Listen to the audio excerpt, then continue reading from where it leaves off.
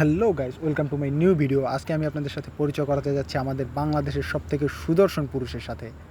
বলেন কি? জি হ্যাঁ, আপনি যেটা শুনেছেন আমি সেটাই বলেছি। চলুন আর কথা না বাড়িয়ে আমরা বাংলাদেশের সবথেকে সুদর্শন পুরুষকে দেখে আসি। এই যে লোকটাকে দেখতে পাচ্ছেন, সে নাকি বাংলাদেশের সবথেকে সুদর্শন পুরুষ। জি আমি ঠিকই বলেছি। তার হাতে যে অ্যাওয়ার্ডটি দেখতে পাচ্ছেন সেটা হচ্ছে বাংলাদেশের সবথেকে সুদর্শন পুরুষের অ্যাওয়ার্ড, যেটা তাকে দেওয়া হয়েছে। অন্যদিকে আমরা জানতে পারি এই অ্যাওয়ার্ডটি তার হাতে দেখার পর শাকিব খান কেঁদে দিয়েছে।